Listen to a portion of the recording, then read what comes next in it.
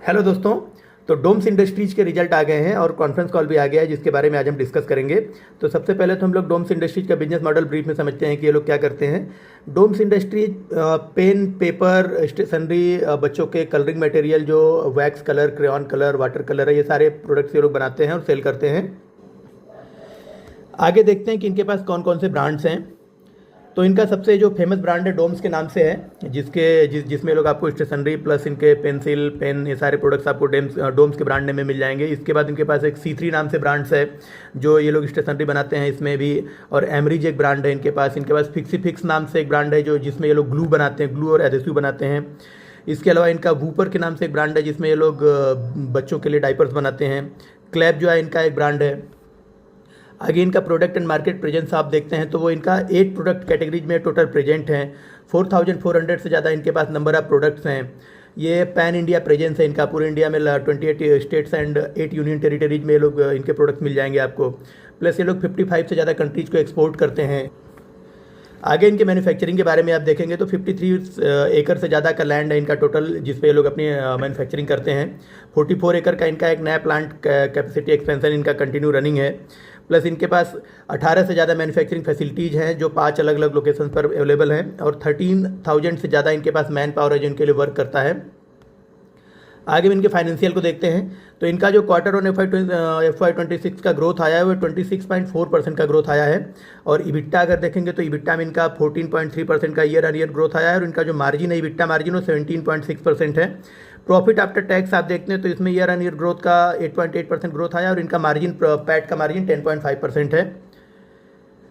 Plus हम आगे चलें, इनका ऑपरेशनल प्रोफाइल देखते हैं तो इनका जो टोटल प्रोडक्ट कैटेगरी वाइज अगर ब्रेकअप, सेल्स ब्रेकअप देखेंगे तो स्टेशनरी में 34% का ग्रोथ आया है। आर्ट मटेरियल में 20% का ग्रोथ है। किट्स एंड कॉम्बो में 9%, पेपर स्टेशनरी में 11%, ऑफिस सप्लाईज में 14%, हॉबी एंड क्राफ्ट में 3%, फाइन एंड आर्ट में 1% और हाइजीन प्रोडक्ट में 7% का इनका ग्रोथ आया है।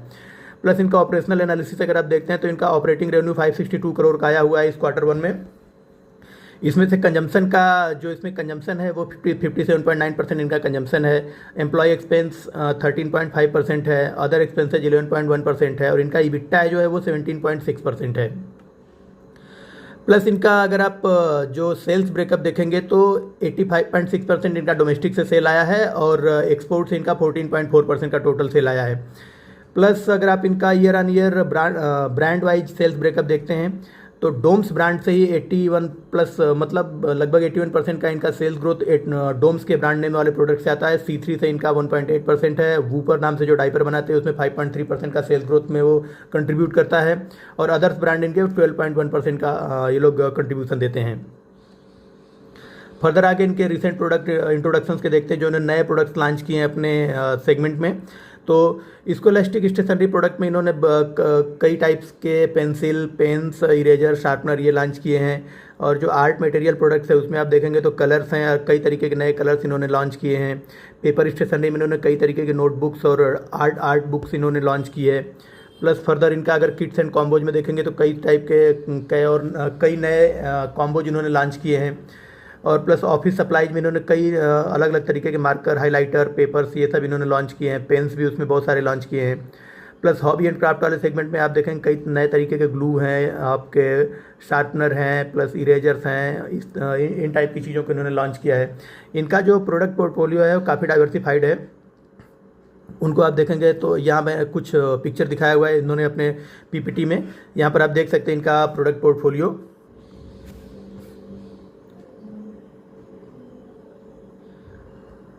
फिर हम इनका स्ट्रॉन्ग डिस्ट्रीब्यूशन नेटवर्क देखते हैं तो इनके पास 130 से ज़्यादा सुपर स्टॉकिस्ट है इंडिया में।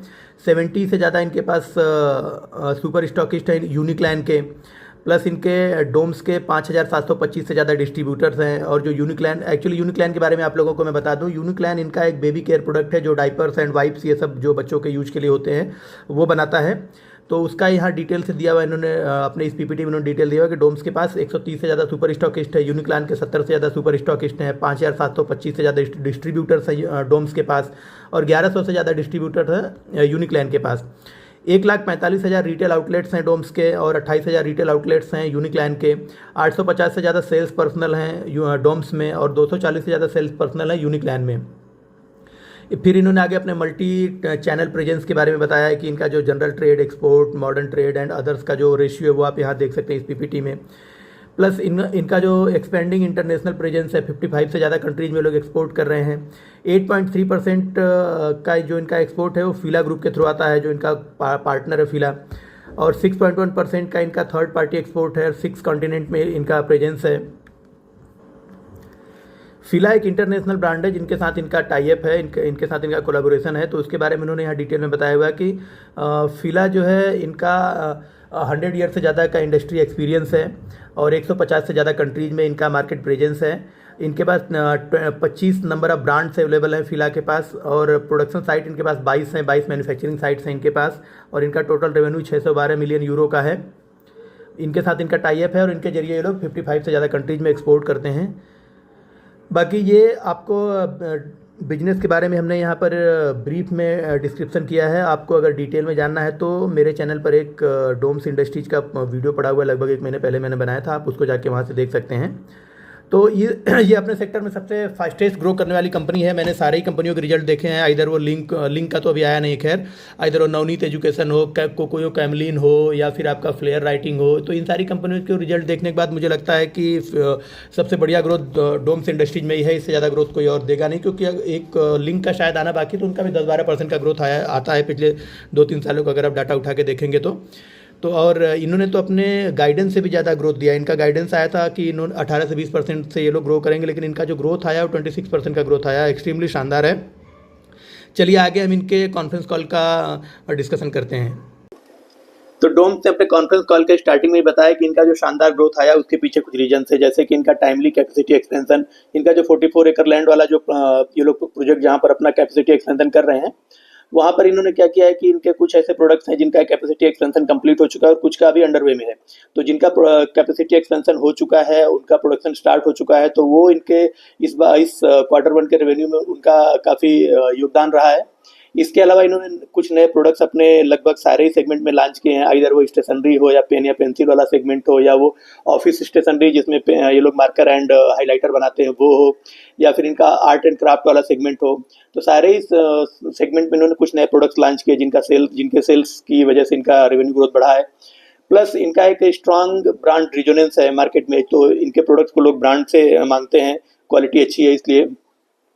आगे इनके मैनेजमेंट ने बताया कि इन्होंने एक सुपर ट्रेड्स का एक नाम का एक प्लांट एक्वायर किया है जो कोलकाता बेस्ड है, और ये स्टेशनरी रिलेटेड प्रोडक्ट्स बनाते हैं। तो इनकी वजह से इनका जो स्टेशनरी प्रोडक्शन कैपेसिटी वो बूस्ट हो गया है। फिर इन्होंने ये बोला कि ये मोर देन 55 कंट्रीज को ये अपने प्रोडक्ट्स एक्सपोर्ट करते हैं वाया इट्स पार्टनरशिप विद फीला। फीला एक इंटरनेशनल ब्रांड है जो मोर देन 150 कंट्रीज में अपने प्रोडक्ट सेल करता है। तो ये लोग जिन कंट्रीज को मेनली अपने प्रोडक्ट एक्सपोर्ट करते हैं उनमें यूएस है, यूरोप है, मिडिल ईस्ट है, अफ्रीका है। आगे इन्होंने अपना प्लेटफॉर्म ओपन किया था क्वेश्चन एंड आंसर के लिए। तो Q&A सेगमेंट में सबसे पहला क्वेश्चन ही एज एक्सपेक्टेड आया था कि यूएस में जो टैरिफ का ये बवाल चल रहा है उसकी वजह से आपके बिजनेस पर क्या इंपैक्ट आएगा। तो इनके मैनेजमेंट का कहना था कि हमारा जो यूएस से रेवेन्यू है वो 5.5 to 5.8% ही आता है। तो अगर यूएस में टैरिफ का कुछ ये यूएस अगर 50% टैरिफ इंडिया पर लगा भी देता है तो इनके बिजनेस के ऊपर कोई खास इंपैक्ट नहीं आएगा, क्योंकि इनका रेवेन्यू वहाँ से काफ़ी कम आता है, और इनका जो उसकी वजह से इनका जो लॉस होगा उसको ये लोग अदर कंट्रीज को अपना एक्सपोर्ट बढ़ा के उसको सेट ऑफ कर लेंगे। आगे इन्होंने अपना ग्रोथ का गाइडेंस दिया है। तो इन्होंने बोला है कि हमारा जो सेल्स ग्रोथ का गाइडेंस है वो 18 से 20% रहेगा, मीन्स 18 to 20% सेल्स ग्रोथ का गाइडेंस दिया है, और करेंटली इनका 26.5% के आसपास आया है। तो इसके पीछे मैनेजमेंट ने ये बोला था कि हमारा इस क्वार्टर में जो ग्रोथ का रेवेन्यू हमारे गाइडेंस से ज़्यादा आया है, वो उसके पीछे रीजन ये है कि इन्होंने पिछले साल में इन्होंने यूनिक्लान नाम से एक बेबी केयर प्रोडक्ट बनाने वाली कंपनी है जो डाइपर्स एंड बेबी केयर, जो वाइप्स ये सब आता है बेबी केयर में, वो बनाती है। तो उसका इन्होंने एक्विजिशन किया था, तो उसका रेवेन्यू ये फर्स्ट क्वार्टर में आया है, जो कि पिछले साल के फर्स्ट क्वार्टर में यूनिक्लान का एक्विजिशन नहीं किया था तो उसका कोई रेवेन्यू नहीं था। इसके लिए इनका रेवेन्यू यूनिक्लान का ऐड होने से इनका जो ग्रोथ आया है वो 26.5% आया है।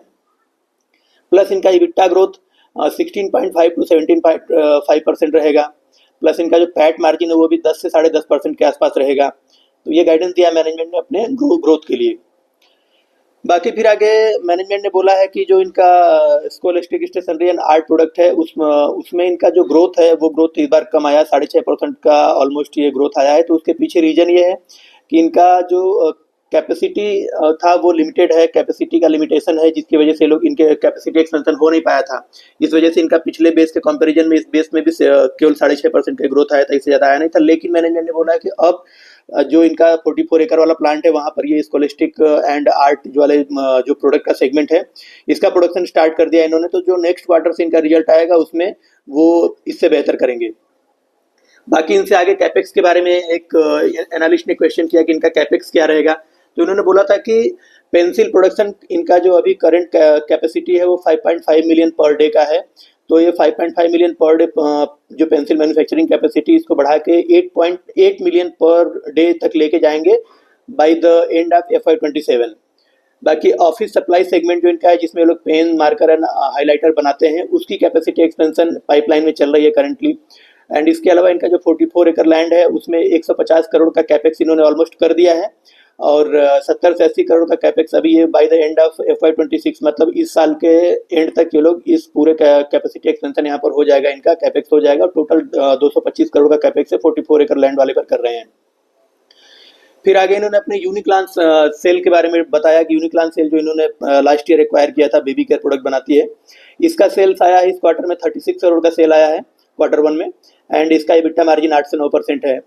प्लस इनके जो यूनिक्लान के खुद के जो अपने स्टोर थे वो ये बंद कर रहे हैं और वो बंद करके यूनिक्लान का सारा सेल ये अपने चैनल पार्टनर जो डोम्स के नाम से अपने इनका अपना खुद का चैनल पार्टनरशिप है उसके जरिए लोग यूनिक्लान के प्रोडक्ट सेल करेंगे फर्दर आगे फ्यूचर में। और यूनिक्लान का जो 35% सेल आता है वो ऑनलाइन सेल आता है। तो इस बार जो इनका ऑनलाइन सेल आया था, ऑनलाइन सेल 90% उसमें ग्रोथ आई है। तो मैनेजमेंट ने उसके पीछे भी बताया कि इनका प्रोडक्ट ऑनलाइन सेल कम था लेकिन यूनिक्लान का प्रोडक्ट का ऑनलाइन सेल बहुत ज़्यादा 35% ऑलमोस्ट ये लोग ऑनलाइन सेल करते हैं यूनिक्लान, तो वो इस बार ऐड हो गया इनके रेवेन्यू में। इसकी वजह से इनका जो सेल्स ग्रोथ दिखा है ऑनलाइन वो 90% की उसमें ग्रोथ आई है। आगे एक एनालिस्ट ने इनसे इनका पेन के मार्केट शेयर के बारे में पूछा, तो इन्होंने बोला था कि अभी हमको केवल 2 साल हुए हैं पेन के मार्केट में आए हुए। 2 साल पहले हमने अपना पेन का प्रोडक्ट पोर्टफोलियो बनाया है, तो इसकी वजह से अभी इनका मार्केट शेयर कम है, केवल 3 से 4% है टोटल मार्केट शेयर इनका पेन का।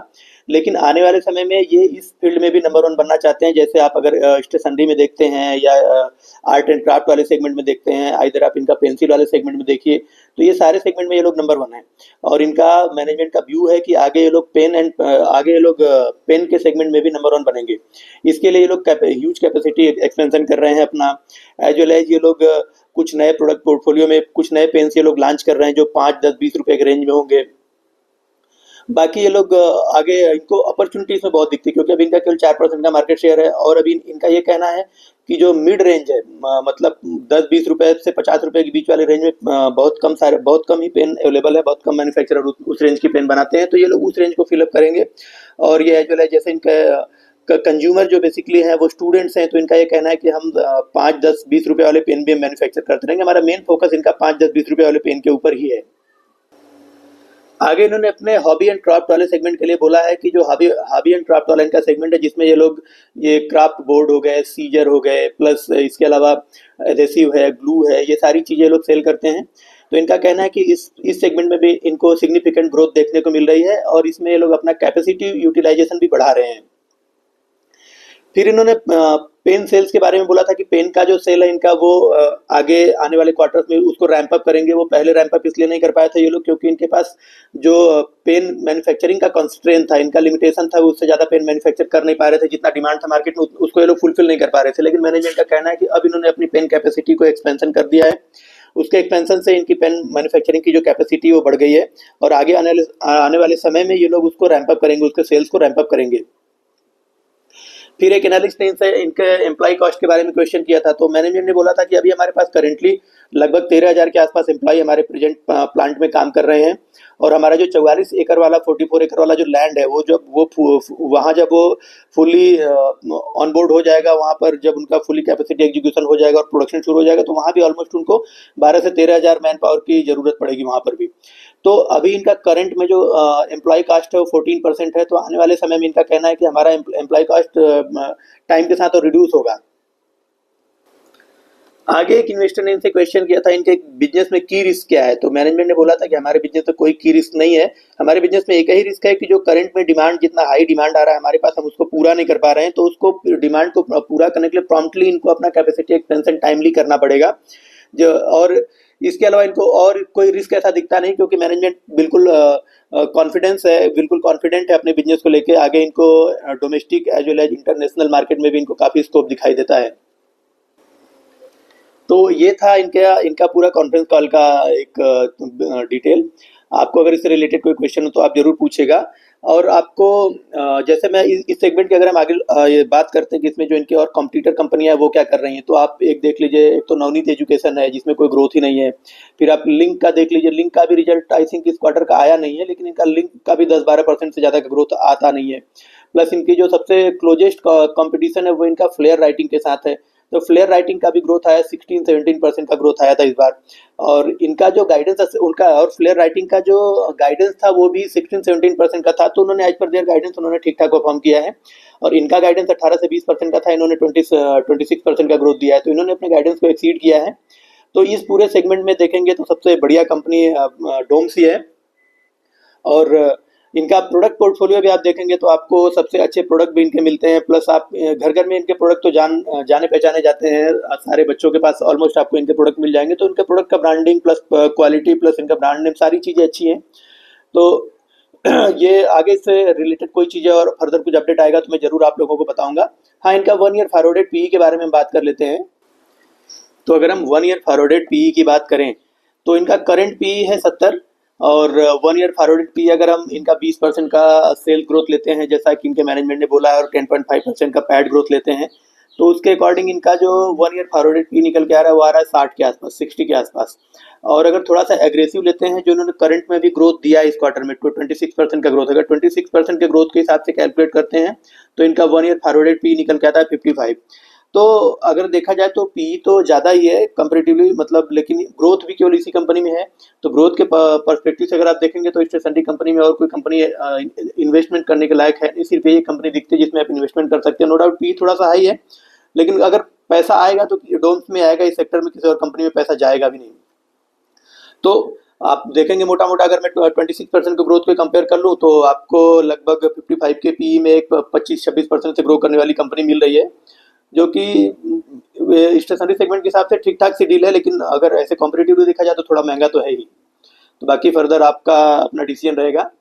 आपको कोई इससे रिलेटेड क्वेश्चन हो तो जरूर आप लोग डालिए। Thank you.